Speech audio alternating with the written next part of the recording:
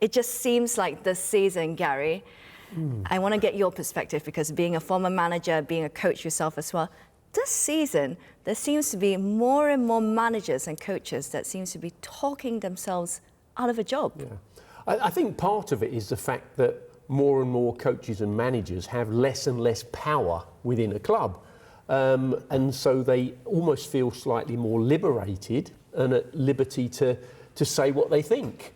You know, it's directors of football who seem to hold more power than the coaches and the managers. It's the director of football and the recruitment team that seem to bring in the players regardless of whether the manager wants it. So I think the managers are right in being a little bit more outspoken. Do you like it? Do you like seeing managers being outspoken? Not really, no. Listen, the managers, I think first of all, are on the pitch every day with the players. They know what the players are like. They know also they see every day what they might need or don't need for the team. So for instance, Crystal Palace, I mean, they won the FA Cup last year. They've had two of their best players sold from winning that to now. You know, and it'll be a little bit disappointed in the sense because, you know, you have to try and fill them gaps in a reasonable way, and it's hard, it's frustrating, and I'm sure he'll be feeling that way, and sometimes lots of things are took out of his control, and it's not necessarily what managers are used to.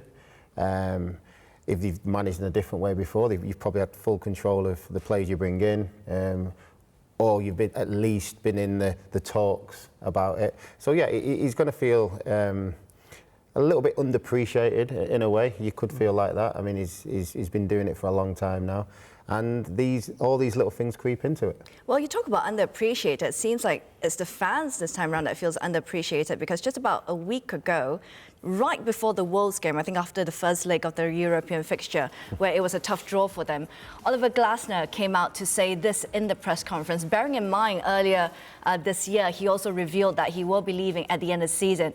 I'm just going to wrap things up. I'm going to just share the gist of it.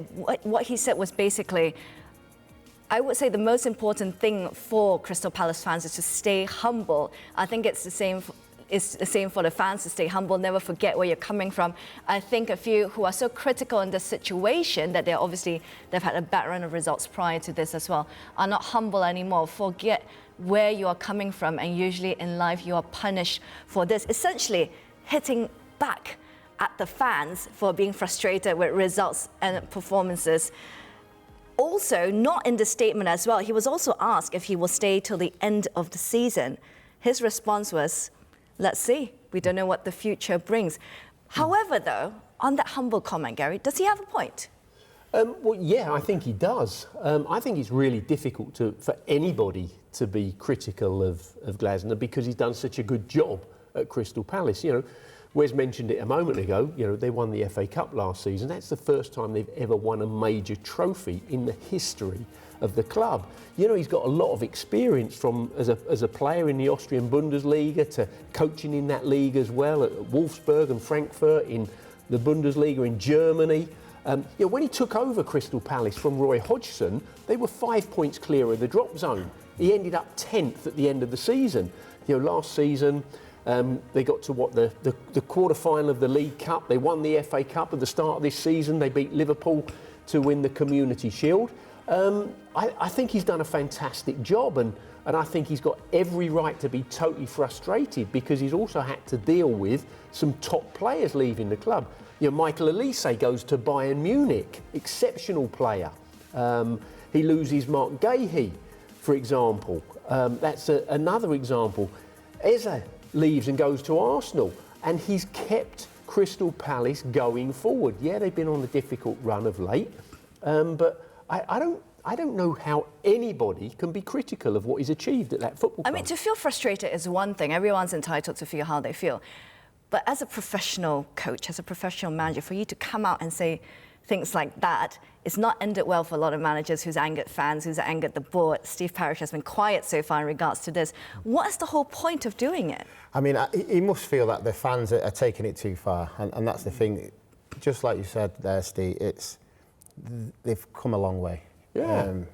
But it makes it sound like he doesn't want to be there. Like, yeah, you know, no, you're lucky to have me. He's just reminding the fans that from where we were when he got there to where we are now, yes, it's been a difficult season. Yes, we've had to let some of the players go. And we're still doing an okay job. You know, they're still fighting. They could still get into Europe. You know, but by the way, they could still win the Conference League. Exactly. Yeah. And I would suggest Crystal Palace are possibly favourites as a Premier League side in that Conference League. They must be deemed as one of the favourites to win it. So he might pick up a European trophy, as David Moyes did with West Ham when West Ham decided they didn't want David Moyes. You know, you have to be really careful what you wish for in this game, because quite often what you have cannot be replaced by anything better. But the thing is, I mean, I don't think the fans forget what he's done. I mean, that FA Cup final last season was arguably one of the greatest matches I've seen live in person at Wembley. I don't think the fans will forget. But it doesn't go down well when you're making them feel like, oh, I don't want to be here, I'm better than this. You are lucky to have me, which is what it seems to be suggesting. Maybe the statement is a bit harsh, but he's just saying that's how he feels. You know, everybody needs to take a step back. It's been a difficult season. We're doing our best. I'm doing my best with what we have, but let's not get too excited. You know, we've come a long way from where we were, and we're still trying to, you know, make that happen and get even better. But at the moment, it's, you know, a tough time. Yeah. Quite briefly, what Oliver Glasner has said is his opinion, and I think it's good that managers and coaches voice their opinion.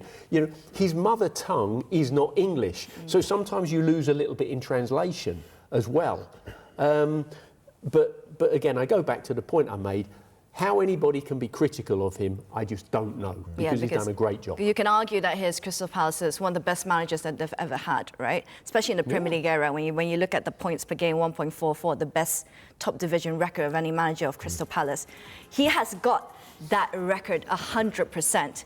Now the question is, with the words he's come out in press conference, there's two parts to my question. Number one, from a PR perspective, he's leaving at the end of the season. From a PR perspective, what would that look like to potential employers? They might like it.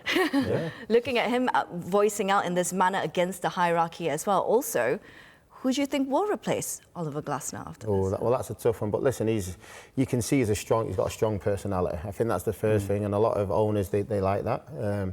He can obviously go away, and wherever he goes, you know, he's achieved something at Crystal Palace, which is very difficult to do that, and he has that on his resume, and he feels confident with what he said going forward. So I'm pretty sure he'll be fine getting another job. I mean, he was linked to the United job for a little bit, wasn't he, as a successor to Ruben Amorim. I mean, considering how that went down with Amorim's comments that got him eventually the sack, he probably ruled himself out of that job now. Yeah, of course, yeah. And listen, it's like we said, sometimes the comments you have to take it with a pinch of salt sometimes. Sometimes they're said in frustration as well. And some fans will understand it, some fans won't, you know. But at the same time, that's how he felt. So he just thought, you know, in this day and age, you sort of say what you want. Yeah. Yeah. You know, the network that Crystal Palace will be searching through for potential replacements is huge. It will be global, absolutely. And that's where they have to come up with an equally good choice as they did when they appointed Oliver Glasner. Who would you like to see taking up the Crystal Palace job? Obviously, the names that's been linked, Iraola, Marco Silva, Thomas Frank's out of a job. I mean, I think Frank Lampard's also been linked to the job as well.